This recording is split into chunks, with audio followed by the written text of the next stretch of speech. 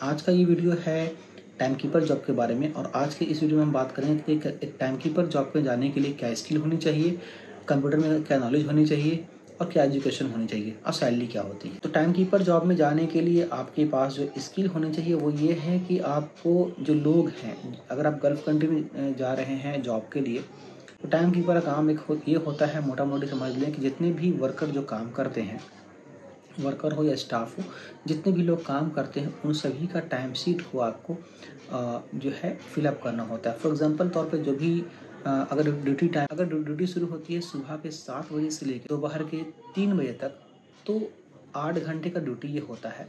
कुछ कंपनी क्या करती है कि लंच का टाइम जो है 1 घंटे का काट लेती है, मतलब आपको 4 बजे तक काम करना पड़ेगा। बीच में 1 घंटा ब्रेक ले सकते हैं खाना लंच करने के लिए।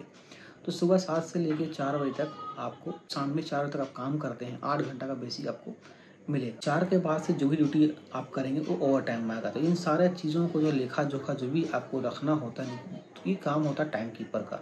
टाइम कीपर जितने भी वर्कर होते हैं, जितने भी स्टाफ होते हैं, उन सभी का टाइम शीट को मेंटेन करते हैं कि कितने घंटा किसने ड्यूटी किया है, किसका कितना ओवर टाइम है, किसका कब मेडिकल है, किसका कब वोकेशन है, किसका कितना पैसे बन रहा है, या किसका क्या टाइमिंग है ड्यूटी का, कब से कब कौन ड्यूटी किया, कितनी घंटा किस रोज़ उसने ओवर टाइम किया, कितनी घंटा कोई अब्सेंट है, या कितने दिन तो कोई अब्सेंट है मंथ में, या कितने दिन तो उसका मेडिकल है। जो भी चीज़ें होंगी टाइम शीट में मेंशन किया जाता है। तो टाइम कीपर का काम यही होता है कि जो भी एम्प्लॉय जो फील्ड में या ऑफिस में जो जॉब कर रहा है, काम कर रहा है, उसका टाइम शीट को मेंटेन करना।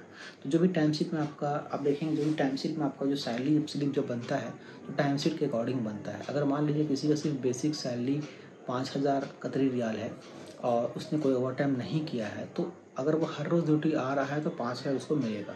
अगर उसने फ़र्ज़ कीजिए कि एक दिन उसने अब्सेंट कर दिया तो 5000 के हिसाब से जो भी एक दिन का अब्सेंट का पैसा होगा वो काट लिया जाएगा, या अगर उसने मेडिकल दे दिया तो पैसे से मिल जाएगा। इस तरह से टाइम शीट जो है मेंटेन किया जाता है, बनाया जाता है। और अगर मैं बात करूँ टाइम कीपर की कंप्यूटर नॉलेज के बारे में, तो बेसिक मैं कहूँ तो कम से कम जो है MS वर्ड तो आना चाहिए, एक्सेल आना चाहिए, पावर पॉइंट आना चाहिए, नहीं MS ऑफिस आपको आना चाहिए। कंप्यूटर की बेसिक नॉलेज होनी चाहिए। और आजकल एक कंपटीशन का ज़माना है, तो जो भी लोग हैं जो टाइम कीपर, स्टोर कीपर ऐसे पोस्ट पे आना चाह रहे हैं, जाना चाह रहे हैं, तो उससे मैं यही कहना चाहूँगा कि कंप्यूटर का अच्छी प्रैक्टिस करें, अच्छी स्किल पैदा करें अपने अंदर, क्योंकि आज के टाइम में वो दौर अब नहीं है कि किसी को कहीं पे बैठा दिया जाएगा।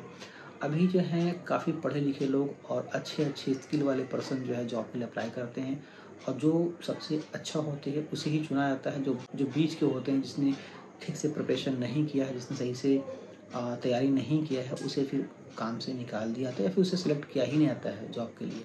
तो ये होता है। तो इसीलिए जब भी आप जॉब के लिए अप्लाई कर रहे हैं तो अपना बेस्ट देने की कोशिश ज़रूर करें और अच्छे से इंटरव्यू दें, और इंटरव्यू देने से पहले इंटरव्यू देने की तैयारी अच्छे से करें।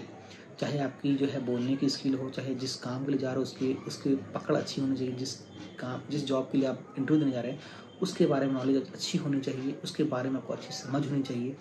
और अच्छी समझ होने से क्या होता है, जितने आपके अंदर अच्छी समझ होगी तो बोलने का स्किल भी उसमें अच्छा आ जाएगा। यानी जिस चीज़ की आपको नॉलेज होती है उस चीज़ के बारे में अगर आप बात करते हैं तो आप अच्छी तरह से बात कर पाएंगे। अगर आपको नॉलेज नहीं है MBBS डॉक्टर का कैसे ऑपरेशन होता है, तो उससे सवाल अगर कोई आपसे करेगा तो जाहिर सी बात है उसके बारे में आप बता नहीं पाओगे, लड़खड़ा जाओगे, बोल नहीं पाओगे, आपको उसकी नॉलेज नहीं है। तो जिस चीज़ की आपको नॉलेज है, जिस चीज़ के लिए आप इंटरव्यू देना चाह रहे हैं, उस चीज़ के बारे में पहले अच्छे से डीपली नॉलेज करें।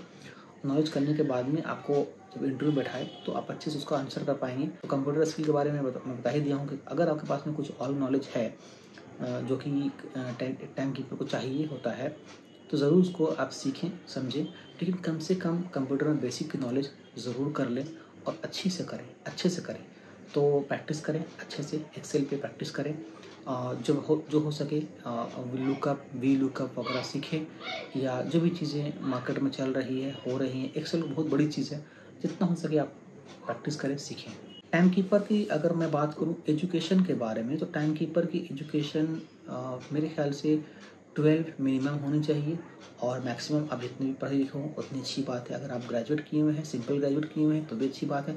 अगर आपने कोई ऑनर्स वगैरह करके भी ग्रेजुएट किए हुए हैं तो भी कोई मसला नहीं, क्योंकि एक टाइम कीपर के लिए कोई स्किलफुल तो नहीं कहूँगा, क्योंकि आपको टेक्निकल कुछ काम करना है, पर ये है कि लोगों का टाइम शीट आपको मैनेज करना देखना है। अगर वो आपको आता है तो 12 पास भी इनफ है। अगर आप ग्रेजुएट किए हुए हैं किसी भी स्ट्रीम से, चाहे आप आर्ट्स से, कॉमर्स से, साइंस से, जिस भी स्ट्रीम से आप ग्रेजुएट भी किए हुए हैं, तो टाइम कीपर में आप आ सकते हैं। तो मिनिमम मैं कह सकता हूँ कि 12 पास तो होना चाहिए आज के डेट में, और मिनिमम आपको बेसिक नॉलेज कंप्यूटर की होनी चाहिए। और अगर मैं बात करूँ टाइम कीपर की सैलरी के बारे में, तो डिपेंड करता है, सैलरी हमेशा डिपेंड करता है कंपनी के ऊपर में कि कंपनी कितनी बड़ी है, और डिपेंड करता है कि आपको एक्सपीरियंस कितने साल की है और आपने कितने अच्छे से इंटरव्यू को निकाला है। अगर एक बहुत बड़ी कंपनी है तो बहुत अच्छी सैलरी हो सकती है, लेकिन मिनिमम एक टाइम कीपर की सैलरी मैं समझता हूँ 1500 से लेके मिनिमम, अगर फ्रेशर आप हैं तो 1500 से लेकर 2500 रियाल तो होनी चाहिए कतरी रियाल में। अगर दुबई की बात करूँ तो वहाँ भी वही रूल लागू होता है। अगर फ्रेशर आप हैं तो 1500 से शुरू कीजिए, आप 1500 से 2000 के बीच में ही सैलरी लगाएगा फ्रेशर को। और हो सकता है कोई अच्छी कंपनी है तो 3000 4000 दे सकती है, लेकिन डिपेंड करता है। मैं समझता हूँ कि मिनिमम मैं अगर लेकर चलूँ तो 1500 से लेकर 2500 के अंदर आप मान के चलिए। इस बीच में जो भी सैलरी आपको लगती है तो ठीक ठाक ही है, ख़राब नहीं है। अगर आपको इससे अच्छी सैलरी लगती है जिसका मतलब कंपनी अच्छी है, लार्ज है, और उसमें आपको रहना चाहिए, रुकना चाहिए और अपना प्रमोशन का वेट करना चाहिए। आई थिंक 3000 के ऊपर मिलता है तो कंपनी भी बहुत अच्छी है, बुरी नहीं है, आपको ज्वाइन करना चाहिए। तो ज़रूर अपनी जो इंटरव्यू है, जो प्रिपरेशन है, उसे अच्छे से करें, और जो भी स्किल्स है उसे ज़रूर सीखने की कोशिश करें। वीडियो देखने के साथ साथ आपको जो बता रहा हूँ कि आप एक्सेल पे प्रैक्टिस करें, लुकअप सीखें, वी लुकअप सीखें, जो भी और दूसरी स्किल्स है एक्सेल के ऊपर में उसे मास्टरी करें, ताकि जब भी आप इसके एंट्री वगैरह करेंगे लोगों का टाइम शीट वगैरह में, तो आपको एक फार्मूला को अच्छी नॉलेज होनी चाहिए। और जब आपको अच्छी नॉलेज होगी तो फिर आपको वहाँ पे कुछ ट्रेनिंग तो मिलेगा ही, आपको समझने में ज़्यादा इजी होगा, काम करने में ज़्यादा मज़ा आएगा, और फिर काम में आपको एरर नहीं होगा, गलती नहीं होगी तो कंपनी आपको प्रमोट भी करेगी, आपका जो है प्रमोशन भी हो सकता है उसमें, और आपकी जॉब जो है वो भी जाने का चांसेस नहीं रहेगा। तो ये सब चीज़ें हैं, और अभी के डेट में वही है कि अच्छे लोगों का कदर है। अगर आप अच्छे से जॉब नहीं कर पा रहे, नहीं करते हैं, तो कभी भी कंपनी आपको निकाल ही सकती है। तो ये रियलिटी है। बाकी मुझसे हो पाया है टाइम कीपर के बारे में मैं बताने की कोशिश किया हूँ अपने इस वीडियो में। अगर वीडियो से कुछ सीखने मिलता है, आपको लगता है कि वीडियो आपके लिए थोड़ा हेल्पफुल रहा है, तो प्लीज़ वीडियो को लाइक करने में कोताही मत कीजिएगा। प्लीज़ वीडियो को लाइक कर दीजिएगा। और अगर कोई दोस्त आपके जो टाइम कीपर का जो पोस्ट में ट्राई करना चाह रहे हैं या जाना चाह रहे हैं, तो उसमें आप उसके साथ आप शेयर भी कर सकते हैं। अगर आप चैनल पर नए हैं तो चैनल को सब्सक्राइब भी कर सकते हैं। फिलहाल इस वीडियो में इतना ही। Thanks for watching this video. Thank you very much.